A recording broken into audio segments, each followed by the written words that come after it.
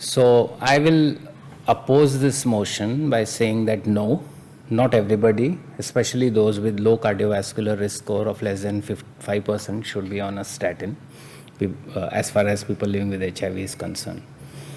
First of all, when we start statin, we need to estimate the ASCVD risk and look at this is the global distribution of risk prediction scores which are used across countries. So it's not a uniform scoring system to estimate ASCVD risk across the globe. And WHO has severe risk charts for 21 distinct regions. There are global risks charts for 182 different countries. And the clinical trial that we are talking about used what is called as the pooled cohort equation, which is used predominantly in the US.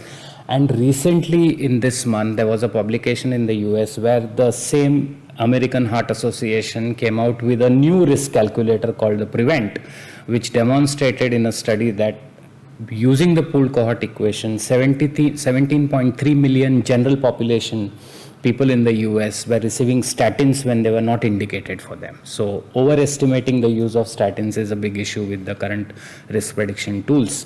And this is so widespread that if you have a simulation of an average female who is 60-year-old with those characteristics, would be characterized as having low risk in Latin America, moderate risk in North America, and high risk in Eastern Europe, Russia, and China. So this is where the risk calculators need to be locally and regionally validated before we widespreadly adopt this to translate this to all people living with HIV.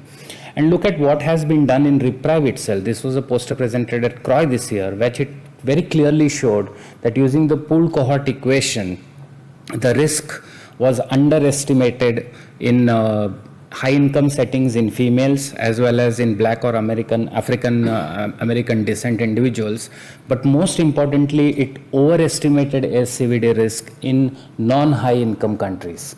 So this is the quote from the poster, which says that from the REPRIVE investigators, which says that the performance in these select subgroups should be considered when using the pooled cohort equation to guide prescribing statin therapy for CV prevention amongst people living with HIV. So this is what the investigators themselves are saying. This is what Gary showed you, the number needed to treat. But as you see here, there is an inverse relationship between the number needed to treat and the ASCVD risk score. And at this point of time, absolute benefit of statin is modest, especially in individuals with a baseline ASCVD risk score of less than 5%. You have to also look at the MACE events which happened in the REPRIVE trial was heterogeneous across global regions. So for example, it was high in high income and South Asia, but it was very low in Southeast Asia, Sub-Saharan Africa, and Latin America and Caribbean. So to see an absolute difference and the number needed to treat will still be higher in these regions of the world if you start using statin for everybody. And this is the quote from the reply to the correspondence by the REPRIVE investigators, which was published in the New England Journal. First of all, they say this is a preliminary data on statin efficacy across regions, especially Sub-Saharan Africa. And they further emphasize that there is further research in this area, which is critically needed. So these are what REPRIVE investigators themselves are saying. This is important because globally, if you see the distribution of cardiovascular risk factors is very heterogeneous. For example, in Africa, it is more hypertension and diabetes. But for example, in North America, it's hyperlipidemia as well as tobacco smoking, which is. So the relative benefit of statin use across the world, particularly with low score, will differ based on the weighting of the other risk factors associated with cardiovascular disease. And let us look at what is the ASCVD risk score. This was from the TEHOD-APOD study where the DAD equation was used. And as you can see here at baseline, 95% of people living with HIV had a ASCVD risk score of less than 5%. And if you see on the right side, over a period of evolution of cardiovascular risk every year, at the end of 5 years, there was a small increase in the risk of ASCVD risk score, but it is still predominantly less than 5%. So predominantly people are having a lower risk in the Asia Pacific region. So though the ASCVD score increases over time, and more than 90% people living with HIV in Asia Pacific region have a score of less than 5%.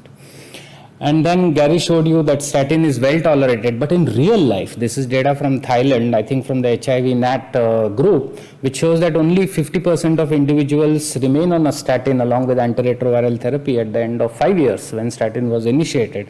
And on the right, you can see here, all amongst those who are on statin, only 60% continue to have days covered with statin, all the days covered with statin. So adherence is a big issue, and it is suboptimal with ART, and we need to work on it if we want to really improve this. And finally, not everybody needs to be on a statin for the simple reason that what about newly diagnosed individuals? If you see the representativeness of the population which was studied in REPRIVE, they are stable on stable ART, they have good CD4 counts and very low viral loads. So the results of the REPRIVE trial really does not apply to individuals on stable antiretroviral treatment.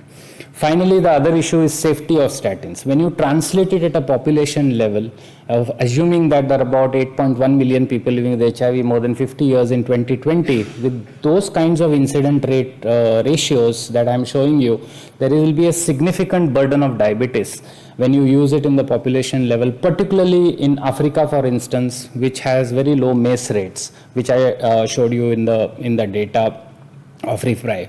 And what about managing adverse events when you start using it, whether all statins are available, whether statin cycling is possible, and whether alternative LDL lowering drugs are available.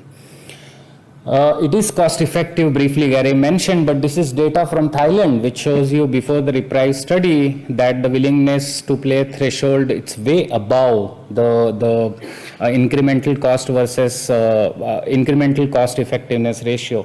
So this is the data prior to the REPRIVE result, which says that current prices in Thailand, Prava or pitavastatin is not cost effective for people living with HIV. And finally, what are the current recommendations? These are 3 groups of individual organizations which are giving you this.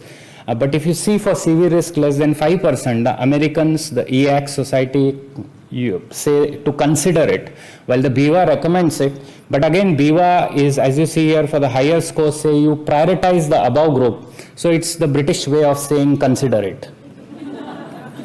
So it should be a shared decision making, weighing the pros and individuals. So now Gary is basically asking us to fit statins into the lifestyle of people living with HIV for everybody between 40 to 75 years, but we know that one size doesn't fit all, and prioritize for those who will benefit more pending further evidence. Thank you.